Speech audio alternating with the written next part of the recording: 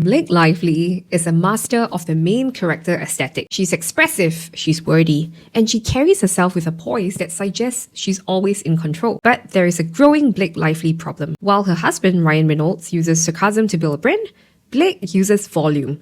She's incredibly lengthy and expressive in interviews. Yet, the more she speaks, the more she seems to lose her audience. Some people describe her speaking as an incoherent word salad dump.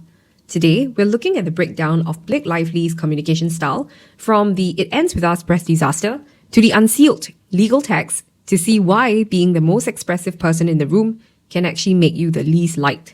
It's not about being expressive. It's about how you choose to express. When Blake speaks, she sounds confident. She's very descriptive about things she seems passionate about. Things like fashion, baking, and florals.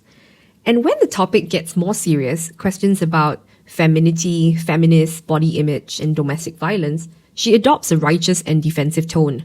She uses her wordiness to steer the conversation away from the uncomfortable and back to her aesthetic.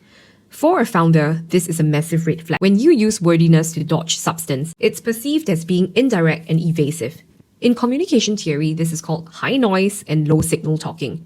You're providing plenty of data about your dress and about your cupcakes, but zero connection and relevance to the actual problem at hand. Having boss energy is good to show confidence and assertiveness, but when Blake adopts that energy to speak with high authority about a collaborative project, it comes across as arrogant, credit stealing, and not a team player. There is another layer to Blake Lively's communication style, and that is the unchecked authority. Blake Lively isn't just an actress, she's a mogul.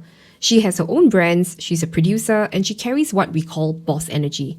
She also mingles with A-list celebrities, which further add to her self-esteem and self-importance. So in her mind, she's being assertive and decisive. In the "It Ends With Us" production, reports in unsealed text suggest she took creative control, like hiring her own editor, choosing the soundtrack, and essentially acting as the shadow director. For a founder, being assertive is a virtue, but there is a fine line between being authoritative and arrogant. Authority is earned through the hierarchy of a project, and arrogance is when you use your celebrity status to bypass that hierarchy. So when Blake elaborates about the creative choices in interviews, she isn't just sharing the details, she is declaring. She uses authoritative language like, "I wanted this, so we did that," and often leaving out the director Justin Baldoni. This could be one of the blind spots that founders face. So when you're used to being the boss in your own company, you may forget to become a collaborator when you're partnering with somebody else. So that boss energy comes across as arrogance because it lacks the one thing that every leader needs to stay likable, and that is intellectual humility.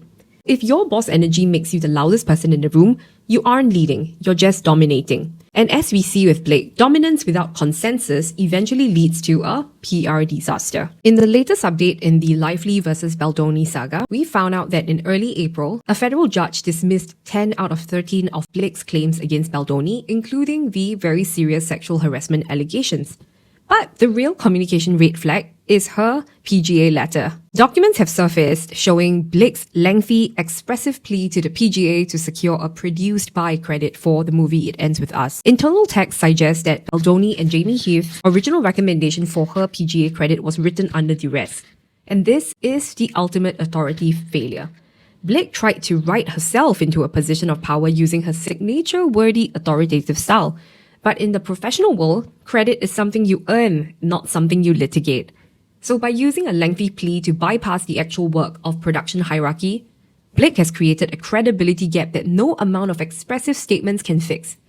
In business, if you have to write a 10-page letter to prove you're the boss, you probably aren't. To avoid Blake Lively's wordy communication style, just remember that true authority doesn't have to be loud. If you have to constantly signal that you're the boss through wordy, assertive declarations, it usually means you're worried that people don't actually believe that you are. Thank you for watching. Please subscribe to watch more communication analysis through the lens of pop culture.